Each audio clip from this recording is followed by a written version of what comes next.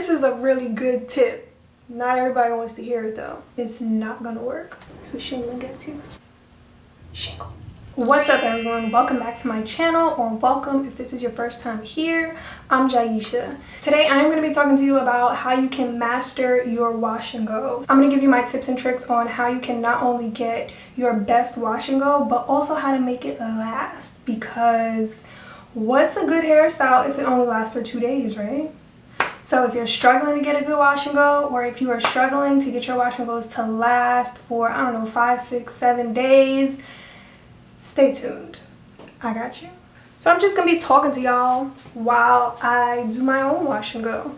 And today's product combination, I am using my Old Faithful leave-in Kinky Curly and one of my new favorites, which is the Mielle Organics Hawaiian Ginger Moisturizing Gel. Okay, tip number 1. Let's start at the very beginning. Before we can even talk about styling, we have to talk about your foundation.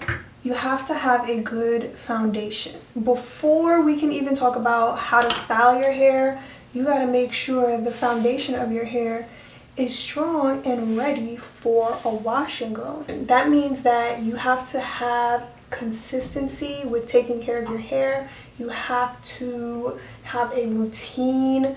You have to have healthy hair. If you have any type of heat damage, chemical damage, if your ends are split and dead, you're not gonna have the best wash and go. Your curls need to be healthy and they need to be bouncing and springing and shrinking. I know we all hate shrinkage because it's deceiving. It can be a little bit annoying sometimes, yes, but shrinkage is a sign of healthy hair. It means that your curls and your hair is doing what it's naturally supposed to do. So healthy hair equals a bomb wash and go.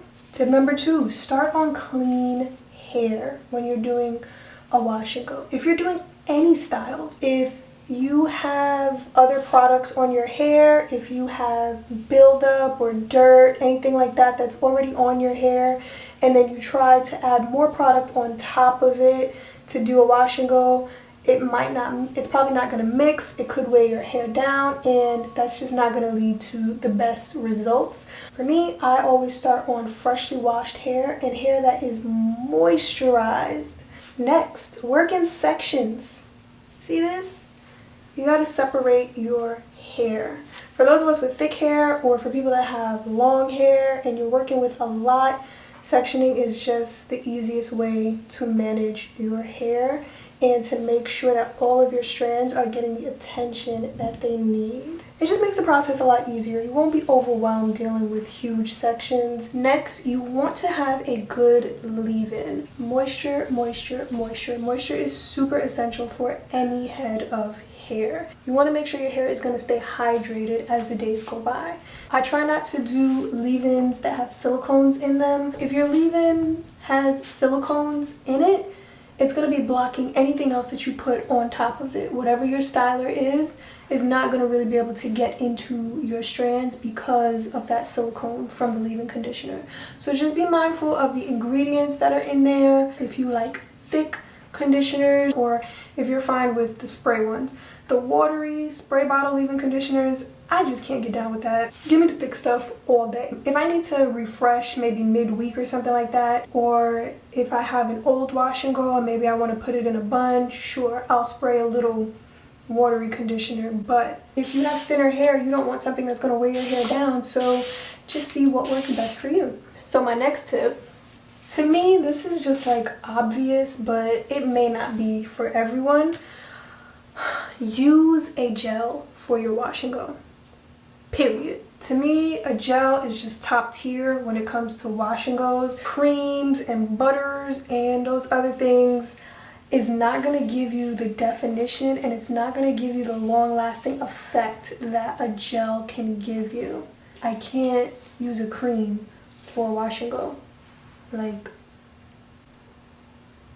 for one, you need something that has medium to strong hold. If you want your wash and go to last, and if you want the most amount of definition, use a gel. It's very simple. Use a gel. Okay, so next tip, I don't know what number we're on because I've just been rambling. This is a really good tip. Not everybody wants to hear it though. You should shingle. Shingle! Shingle it.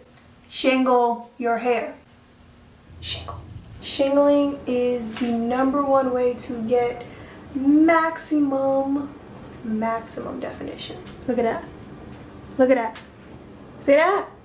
That's what shingling gets you. I know a lot of people don't like shingling because it takes more time. You're literally coating each strand with product and smoothing it in.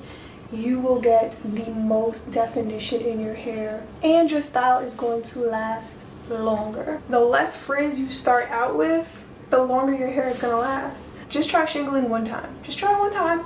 You will notice the difference in your hair. Next tip, another important part of your wash and go is your drying routine. How you dry your hair absolutely has an effect on your final result. You can air dry, you can sit under a hooded dryer, you can diffuse your hair. Some people do a mixture. I'm usually some type of combination of 2 out of 3 of those or all 3 of those. But I'm starting to realize a hooded dryer might be the best thing because it's going to set your style in place. That heat is going to lock in all of the moisture and the products that you just used, and it's literally going to set it in place. Diffusing is somewhere in the middle, I would say, because it's not bad but can cause more frizz in your hair. The more frizz you start with, your hair is not going to last as long. Also, let's not confuse a diffuser, a hooded dryer. Those are not sources of direct heat. Is it heat? Of course, it's heat. It's not like directly on your strands. It's just like air swirling around. And if you're worried about that, you can also diffuse with cold air. You can use cool air on your diffuser or your hooded dryer. It'll take longer, but your hair will dry. Okay, last tip and we're out of here. You washed, you styled properly, you dried properly, your hair looks amazing.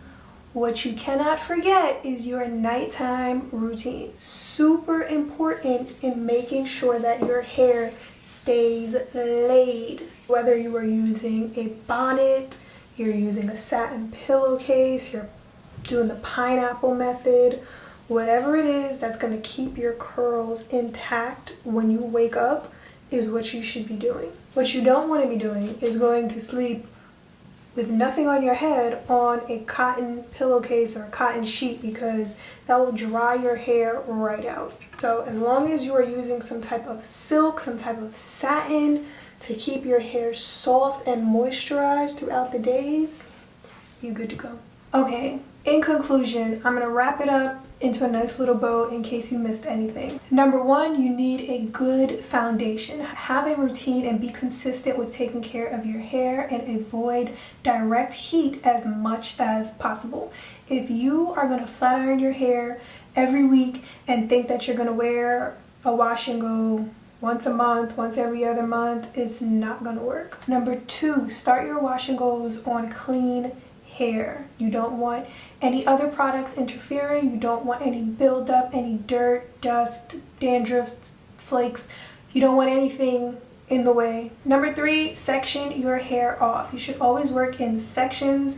How big or small they are will be up to you and the thickness or thinness of your hair and how you can handle it. #4, make sure you have a good leave-in conditioner. Make sure the ingredients are clean. You don't want any silicones in there. Keeping your hair moisturized throughout the week is super important. #5, use a gel for your wash and goes. This is going to give you the most definition, the least frizz, and it's going to make your style last the longest. #6, shingle your hair. I know we don't all want to do it, but it works. #7, your drying process is also critical. A hooded dryer is going to set your style in place. A diffuser might cause a little frizz, and air drying is going to take you forever and a day. And lastly, #8, your nighttime routine. Do not go to bed without covering your hair with some type of silk or satin. Something I also don't want to forget to mention is how long your wash and go will last is going to be different for everybody. It is dependent on a number of things. How you style your hair, it's also dependent on the environment that you live in. It's dependent on your lifestyle. Do you work out? Do you sweat in your head? all of these things make a difference. So the purpose should be to get as many days as you can for your hair. Thank you so much for watching. I really hope you enjoyed and you got some tips and tricks on how you can improve your wash and go and make it last for as long as you can. Please give this video a thumbs up if you liked it, and don't forget to subscribe to my channel so that you can catch more of my videos, and I'll see you in the next one. Bye.